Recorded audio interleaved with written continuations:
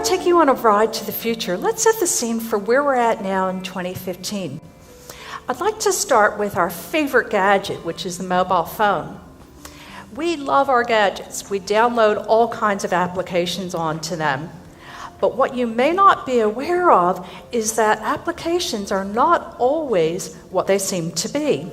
Another big trend that we're only starting to see right now are robo-advisors. And unlike the picture I've put up here, they really don't look like robots. They're softbots, software robots that basically cut out the middleman, the financial advisor, and help you automatically adjust your investment portfolio.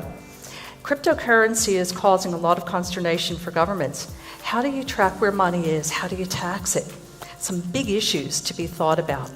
One of the things that has happened is that there's a big push to take these smart glasses and put them into smart contacts and combine the technology of augmented reality and ICT communications with biotech. Now you can imagine having this kind of capability where in the Google patent, if you want to take a picture, you just blink twice. How would you know if someone's wearing these and they're starting to take pictures of you or film you?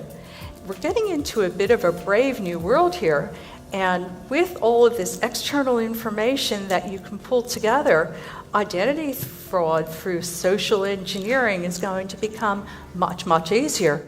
And what happens if your home catches a virus?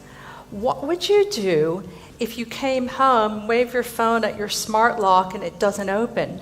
Okay, you use your key to get in and suddenly you find you can't turn on any appliance and everything in your house doesn't work. And you get ransomware on your phone telling you to pay $100 or $1,000 or some other amount to get in your house. Who are you going to call? You might call the police, but are they going to fix your house for you? Who's going to do that? Already in Australia, there's a test happening with Volvo in South Australia in November where they're going to shut down a major highway for a certain period and allow a driverless car to navigate on that highway under Australian conditions. It's not going to be an all-at-once type of thing. What you're going to see is the gradual implementation of what I would call autopilot mode. Already we have cars that are able to do self-parking. This is the next stage, but really what we're talking about are robot-driven cars that are interconnected. They're talking to each other, they're talking to sensors on the road, and they're talking to cloud-based navigation services.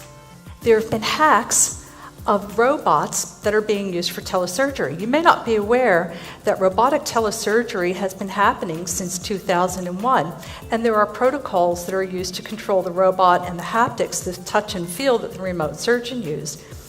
A couple of weeks ago, I read about a hack, luckily by researchers. They were able to stop the surgery in its tracks, but it could get much worse. If you've got control of a machine that's got scalpels and lasers, what harm could you possibly do? And once again, the problem is that security is an afterthought. Ladies and gentlemen, we are at a tipping point right now. The technologies that we are deploying have the ability to greatly benefit so many people and so many businesses and so many walks of life. But equally so, they can be abused by cyber criminals. And the biggest threat that I see is that security is an afterthought. Privacy is an afterthought. Ethics are an afterthought. The future that we live in is up to each one of us. Will we allow technology to enrich our lives or enslave us? The choice is ours. Thank you.